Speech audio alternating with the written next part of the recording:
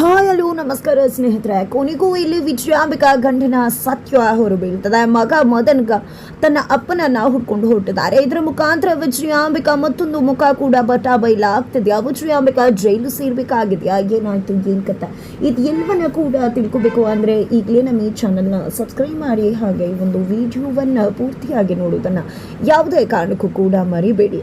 ಇಲ್ಲಿ ವಿಜಯಾಂಬಿಕಾ ಎಲೆಕ್ಷನ್ಗೆ ನಿಂತ್ಕೋಬೇಕು, ವೀರು ಸ್ಥಾನವನ್ನ ಆಕ್ರಮಿಸಬೇಕು, ಅದಕ್ಕಿಂತ ಮಿಗಿಲಾಗಿ ತಾನು ಫಸ್ಟ್ ಲೇಡಿ ಚೀಫ್ ಮಿನಿಸ್ಟರ್ ಆಗಬೇಕು ಅನ್ನುವ ಆಸೆಯನ್ನ ಇಟ್ಕೊಂಡಿರ್ತಾರೆ. ಹಾಗಾಗಿ ಆ ಒಂದು ಪಕ್ಷದ ಟಿಕೆಟ್ ವೀರು ಅವ್ರಿಗೆ ಹೋಗ್ಬೇಕಾಗಿರತ್ತೆ. ಬಟ್ ತಾನು ದುಡ್ಡು ಸುರಿದು ಇಲ್ಲಿ ಪಾರ್ಟಿಗೆ ಫಂಡ್ ಕೊಡೋದ್ರ ಮುಖಾಂತರ ಆ ಟಿಕೆಟ್ ಅನ್ನ ತನ್ನದು ಮಾಡ್ಕೋತಾರೆ ವಿಜಯಾಂಬಿಕಾ. ಹಾಗಾಗಿ ವೀರು ಅವ್ರಿಗೆ ಟಿಕೆಟ್ ಸಿಗೋದಿಲ್ಲ. ವೀರು ಅವರು ತುಂಬಾನೇ ವಿಶ್ವಾಸ ಇಟ್ಕೊಂಡಿರ್ತಾರೆ ಟಿಕೆಟ್ ನಂಗೆ ಸಿಗುತ್ತೆ ಅಂತ. ಬಟ್ ಯಾವಾಗ ಟಿಕೆಟ್ಗೆ ಸಿಗುವುದಿಲ್ವೋ ಆಗ ನಿಜಕ್ಕೂ ಅವ್ರಿಗೆ ಬೇಜಾರಾಗತ್ತೆ. ಬಟ್ ಇಲ್ಲಿ ಹೆಂಡತಿ ಅವರು ತನ್ನ ಗಂಡ ಇಂಡಿಪೆಂಡೆಂಟ್ ಕ್ಯಾಂಡಿಡೇಟ್ ಆಗಿ ನಿಂತ್ಕೋಬೇಕು ಅಂತ ಹೇಳ್ತಾರೆ. ಬಟ್ ಇಲ್ಲಿ ವೀರು ಅವರ ಆಲೋಚನೆ ಅದಾಗಿರುವುದಿಲ್ಲ. ಇಂಡಿಪೆಂಡೆಂಟ್ ಆಗಿ ನಿಲ್ಲೋದು ಓಕೆ, ಆದರೆ ಇಲ್ಲಿ ಇಂಡಿಪೆಂಡೆಂಟ್ ಆಗಿ ನಾನು ನಿಲ್ಲೋಕೆ ಬದಲಾಗಿ ಶ್ರಾವಣಿ ನಂತರ ತುಂಬ ಚೆನ್ನಾಗಿರುತ್ತೆ. ಆಕೆ ಕೂಡ ಯುವತಿಯರಾಗಿರೋದ್ರಿಂದಾಗಿ, ಯಂಗ್ಸ್ಟರ್ ಆಗಿರೋದ್ರಿಂದಾಗಿ ಇವತ್ತಿನ ಸಮಾಜದಲ್ಲಿ ಒಂದು ಉತ್ತಮ ಸಮಾಜ ನಿರ್ಮಾಣ ಆಗಬೇಕು ಅಂದರೆ ಅಲ್ಲಿ ಯಂಗ್ಸ್ಟರ್ಸ್ನ ಒಂದು ಪಾತ್ರ ತುಂಬಾ ಮುಖ್ಯವಾಗಿರುತ್ತೆ. ಹಾಗಾಗಿ ಇಲ್ಲಿ ಶ್ರಾವಣಿ ನಿಂತ್ಕೊಳ್ಳೋದು ತುಂಬಾ ಉತ್ತಮ ಅಂತ ಹೇಳಿ ವೀರು ಅವರು ಡಿಸೈಡ್ ಮಾಡ್ಕೋತಾರೆ. ಇಲ್ಲಿ ವೀರು ಅವರು ನಾಮಿನೇಷನ್ ಅನ್ನ ಫೈಲ್ ಮಾಡ್ತಾರೆ. ಅದನ್ನ ಹೇಗಾದ್ರೂ ಸ್ಟಾಪ್ ಮಾಡಬೇಕು ಅಂತ ವಿಜಯಾಂಬಿಕಾ ಪ್ಲಾನ್ ಮಾಡ್ಕೊಂಡಿರ್ತಾರೆ. ಬಟ್ ಅವರ ಪ್ಲಾನ್ ಉಲ್ಟಾ ಹೊಡೆದಿದೆ. ಬಿಕಾಸ್ ಶ್ರಾವಣಿ ನಾಮಿನೇಷನ್ ಅನ್ನ ಫೈಲ್ ಮಾಡ್ತಾರೆ. ಮೊದಲಲ್ಲಿ ಇಲ್ಲಿ ಶ್ರಾವಣಿಗೆ ಯಾವುದೇ ರೀತಿಯಲ್ಲೂ ಕೂಡ ಆಸಕ್ತಿ ಇರುವುದಿಲ್ಲ. ತನ್ನ ಅಪ್ಪನನ್ನ ಗೆಲ್ಲಿಸಬೇಕು ಅಂತ ಆಕೆ ಸರ್ವ ಪ್ರಯತ್ನವನ್ನ ಮಾಡ್ತಿರ್ತಾಳೆ. ಬಟ್ ತದನಂತರ ಇಲ್ಲಿ ಅಪ್ಪನ ಆಸೆಯಂತೆ ಶ್ರಾವಣಿ ನಿಲ್ಲೋ ಪರಿಸ್ಥಿತಿ ಬರುತ್ತೆ. ತದನಂತರ ಇಲ್ಲಿ ಶ್ರಾವಣಿ ಜನಗಳ ಮನಸ್ಸನ್ನ ಗೆಲ್ಲುವುದಕ್ಕೆ, ಜನಗಳ ಹತ್ರ ಹೋಗೋದಕ್ಕೆ ಏನೆಲ್ಲ ಮಾಡ್ಬೋದು ಎಲ್ಲ ಪ್ರಯತ್ನವನ್ನ ಮಾಡ್ತಿದ್ದಾರೆ.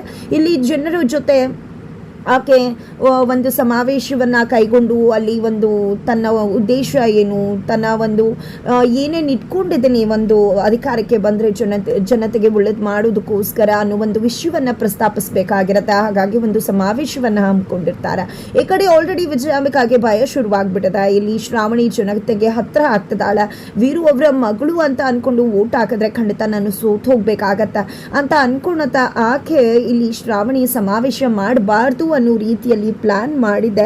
ಅಲ್ಲಿ ಸಮಾವೇಶ ಮಾಡೋದಕ್ಕೆ ಅವಕಾಶವನ್ನ ಮಾಡಿಕೊಡುವುದಿಲ್ಲ. ಹಾಗಾಗಿ ಇಲ್ಲಿ ತುಂಬಾನೇ ಬೇಜಾರಾಗುತ್ತೆ ಶ್ರಾವಣಿಗೆ. ಆಗ ಅಜ್ಜಿ ಲಲಿತಾ ಅವರು ಅದನ್ನ ಯಾಕೆ ಬೇಜಾರು ಮಾಡ್ಕೋತಾ ಇದ್ರೆ, ಅದನ್ನ ಒಳ್ಳೆ ರೀತಿ ತಗೊಳ್ಳಿ. ಊರ ಹೊರಗಡೆ ಸಮಾವೇಶ ಮಾಡೋಕೆ ಅವಕಾಶ ಕೊಟ್ಟಿದ್ದಾರೆ ಅಂದ್ರೆ ಊರ ಹೊರಗಡೆನೆ ನಿಮ್ಮದೇನು ಕೆಲಸ ಇದೆಯೋ ಅದನ್ನ ಮಾಡ್ಕೊಳ್ಳಿ. ಎಲ್ಲರನ್ನ ಕೂಡ ಪಾಟ್ಲಾಗ್ ಮಾಡೋಣ ಅಂತ ಹೇಳಿ ಹೊರಗಡೆ ಕರೀರಿ. ಎಲ್ಲರೂ ಕೂಡ ತಮ್ಮ ಒಂದು ಮನೆ ರುಚಿಯನ್ನ ಇನ್ನೊಬ್ರಿಗೆ ತೋರಿಸಬಹುದು ಅನ್ನೋ ಆಸೆಯಲ್ಲಿ ಖಂಡಿತ ಸೇರ್ತಾರೆ. ಅಲ್ಲಿ ಊಟ ಮಾಡ್ತಾ, ತಿಂಡಿ ತಿಂತ, ಖುಷಿಯಿಂದ ನಗ್ನಗ್ತಾ ನಿಮ್ಮ ಉದ್ದೇಶ ಏನು, ನೀವು ಯಾವ ರೀತಿ ಜನತೆಗೆ ಒಂದು ಸೇವೆಯನ್ನು ಸಲ್ಲಿಸ್ತೀರಾ ಅನ್ನೋದನ್ನ ನೀವು ಕೂಡ ಅವರ ಮನೆಯ ಮಗಳಾಗೆ ಹೇಳ್ಬಹುದಲ್ವಾ ಅನ್ನೋ ಒಂದು ಐಡಿಯಾವನ್ನ ಕೊಡ್ತಾರೆ. ಒಂದು ಐಡಿಯಾ ಶ್ರಾವಣಿಗೆ, ಮನೆಯವರಿಗೆ ಎಲ್ರಿಗೂ ಕೂಡ ತುಂಬಾ ಇಷ್ಟ ಆಗತ್ತೆ. ಈ ಐಡಿಯಾ ವಿಜಯಾಂಬಿಕಾಗೂ ತಿಳಿಯುತ್ತೆ. ವಿಜಯಾಂಬಿಕಾಗೆ ಗೊತ್ತಾಗ್ಬಿಡುತ್ತೆ ಅವರ ಉದ್ದೇಶ ಏನು ಅಂತ ಹೇಳಿ.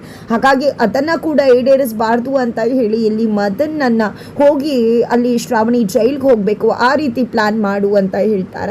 ಇತ್ತ ಕಡೆ ತುಂಬಾ ಖುಷಿಯಿಂದ ಜನಗಳು ಎಲ್ಲರೂ ಕೂಡ ಅವ್ರು ಅನ್ಕೊಂಡಾಗೆ ಊರ ಹೊರಗಡೆ ಬಂದು ಸೇರ್ಕೋತಾರೆ. ಎಲ್ಲರೂ ಅವರವರ ಮನೆಯ ರುಚಿಯನ್ನ ತಗೊಂಡು ಬಂದು ಎಲ್ರಿಗೂ ಕೂಡ ಬಡಿಸೋದ್ರ ಮುಖಾಂತರ ಖುಷಿಯಿಂದ ಮಾತಾಡ್ತಾ ಅವರ ಒಂದು ಕಷ್ಟ ಎಲ್ಲವನ್ನ ಕೂಡ ಹೇಳ್ತಾ, ಅದಕ್ಕೆ ಪರಿಹಾರವನ್ನ ಕಂಡು ಹಿಡ್ಕೊಳ್ತಾ, ಯಾವ ರೀತಿ ಸೇವೆ ಸಲ್ಲಿಸಬೇಕು ಅನ್ನೋ ವಿಷಯವನ್ನ ಕೂಡ ಮಾತನಾಡ್ತಾ ಸಮಯವನ್ನ ಕಳೆದು ಊಟ ತಿಂಡಿ ಎಲ್ಲವನ್ನ ಕೂಡ ಮುಗಿಸಿ ಕೈ ತೊಳಿಯೋಕೆ ಹೋಗ್ಬೇಕು. ಅದನ್ನ ನೀರು ಕುಡಿತಿದ್ದ ಹಾಗೇನೆ ನಿಜಕ್ಕೂ ಕೂಡ ಅಲ್ಲಿರ್ತಕ್ಕಂಥ ಒಂದಷ್ಟು ಮಂದಿ ಪ್ರಜ್ಞೆ ತಪ್ಪು ಹೋಗ್ತಾರೆ. ಆಂಬ್ಯುಲೆನ್ಸ್ನಲ್ಲಿ ಕರೆದು ಆಂಬ್ಯುಲೆನ್ಸ್ನಲ್ಲಿ ಅವರನ್ನ ಕಳಿಸ್ತಾರೆ. ಇದೆಲ್ಲದಕ್ಕೂ ಕೂಡ ಕಾರಣ ಮದನ್ ಅದರಲ್ಲಿ ಏನೋ ಒಂದನ್ನ ಬೆರೆಸಿ ಏನಾಗತ್ತೆ ಅನ್ನೋದನ್ನ ದೂರದಲ್ಲಿ ನಿಂತು ನೋಡ್ತಿರ್ತಾರೆ.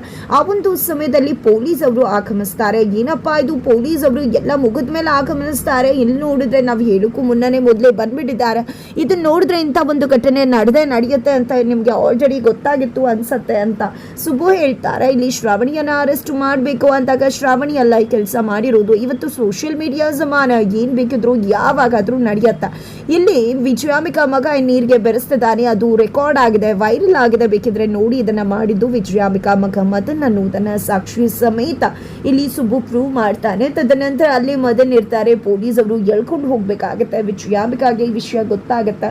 ವಿಜಯಾಂಬಿಕಾಗೆ ಈ ವಿಷಯ ಗೊತ್ತಾಗಿದೆ ತಡ ಪೊಲೀಸ್ ಸ್ಟೇಷನ್ಗೆ ಹೋಗಿದೆ. ಏನು ಮದನ್ ಈ ರೀತಿ ಎಡ್ವರ್ಟ್ ಮಾಡ್ಕೊಂಡಿದ್ಯಾ, ಸರಿ ಆಯಿತು, ನೀನು ಸ್ವಲ್ಪ ದಿನ ಇಲ್ಲೇ ಇರು, ಇದು ಒಂದು ರೀತಿ ನಮಗೆ ಒಳ್ಳೆಯದೇ ಆಗುತ್ತೆ. ನಮ್ಮ ಒಪೋಸಿಷನ್ ಪಾರ್ಟಿಯವರು ನಮ್ಮ ಮಗನನ್ನು ಈ ರೀತಿ ಬಳಸ್ಕೊತಿದ್ದಾರೆ ಅಂತ ಹೇಳಿ ನಾವು ಅದನ್ನು ಬೇರೆ ರೀತಿಯಾಗಿ ವೋಟನ್ನ ಕ್ರಿಯೇಟ್ ಮಾಡ್ಕೋಬೋದು. ಹಾಗಾಗಿ ನೀನು ಇಲ್ಲೇ ಇದ್ದರೆ ಒಳ್ಳೆಯದು, ನನಗೆ ಪಾರ್ಟಿ ಮೀಟಿಂಗ್ಗೆ ಟೈಮ್ ಆಗ್ತದೆ, ಅದನ್ನು ಮಿಸ್ ಮಾಡ್ಕೊಳ್ಳೋಕ್ಕಾಗಲ್ಲ ಅಂತ ಹೇಳಿ ಹೊರಟುಬಿಡ್ತಾರೆ. ಮದನ್ಗೆ ತುಂಬ ಬೇಜಾರಾಗತ್ತೆ.